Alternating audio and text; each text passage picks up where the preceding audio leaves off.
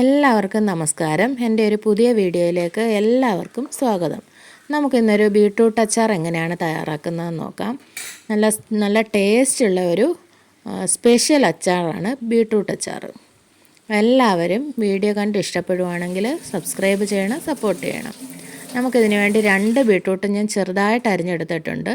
അതിനുശേഷം ഒരു പാൻ അടുപ്പിൽ വെച്ച് കൊടുത്തിട്ടുണ്ട്.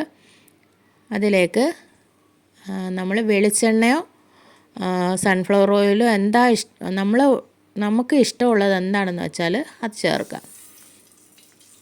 അതിനുശേഷം അതിലേക്ക് കടുക് ഇട്ട് കൊടുക്കാം. കടുക് ഒന്ന് പൊട്ടി വരുമ്പോൾ നമുക്കതിലേക്ക് ഉലുവ ചേർത്ത് കൊടുക്കാം. അതിലേക്ക് അരിഞ്ഞു വച്ചിരിക്കുന്ന 2 പച്ചമുളക് ഞാൻ ചേർത്ത് കൊടുക്കുന്നുണ്ട്.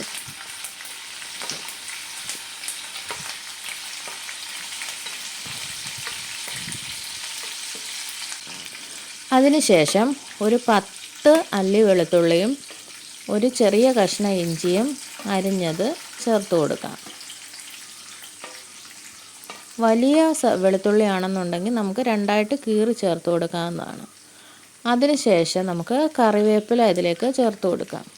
നന്നായിട്ടൊന്ന് മൂത്ത് വരണം. നന്നായിട്ട് നമുക്കൊന്ന് ഇളക്കി കൊടുത്ത് എല്ലാം കൂടി ഒന്ന് മിക്സ് ചെയ്ത് നമുക്ക് ഒന്ന് മൂപ്പിച്ചെടുക്കാം. ഒന്ന് മൂത്ത് വരുന്ന വരെ നമുക്കൊന്ന് വഴറ്റി കൊടുക്കണം.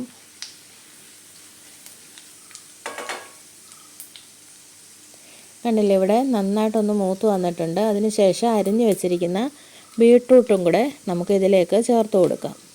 ഞാനിവിടെ ഒരു മീഡിയം സൈസ് 2 ബീട്രൂട്ടാണ് എടുത്തിരിക്കുന്നത്. ഏത് ഷേപ്പ് വേണമെങ്കിലും നമുക്കിത് അരിഞ്ഞെടുക്കാം. സ്ക്വയറിലായാലും നീളത്തിലായാലും കുഴപ്പമില്ല.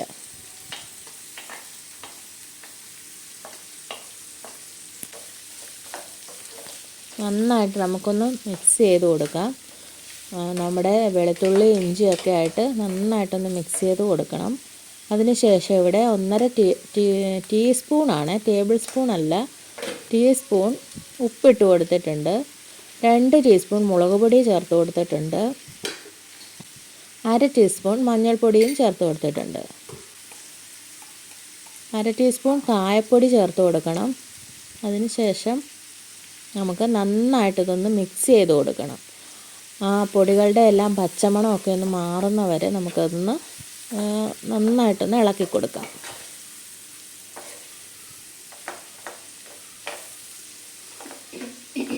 പച്ചമണമൊക്കെ ഒന്ന് മാറുന്ന വരെ ഇളക്കി കൊടുത്ത ശേഷം നമുക്കിതൊന്ന് 10 മിനിറ്റ് അടച്ച് വെച്ച് വേവിച്ചെടുക്കണം.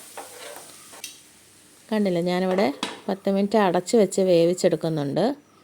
ഇവിടെ 10 മിനിറ്റ് ആയിട്ടുണ്ട്. നമുക്കൊന്ന് തുറന്ന് നോക്കാം. നന്നായിട്ടിത് വെന്ത് വന്നിട്ടുണ്ട്.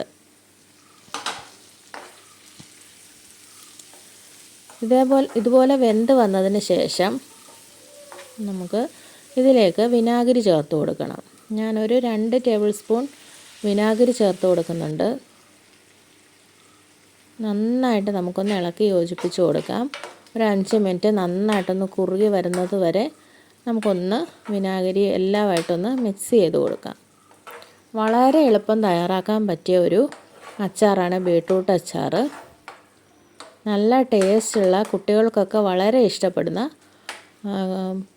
ഒരു അച്ചാറാണിത്. സാധാരണ കുട്ടികളൊന്നും ബീട്രൂട്ട് കഴിക്കത്തില്ല. അങ്ങനെയുള്ളവർക്കൊക്കെ വളരെ ഇഷ്ടപ്പെടുന്ന അച്ചാറാണ്. എല്ലാവരും ട്രൈ ചെയ്ത് നോക്കണം.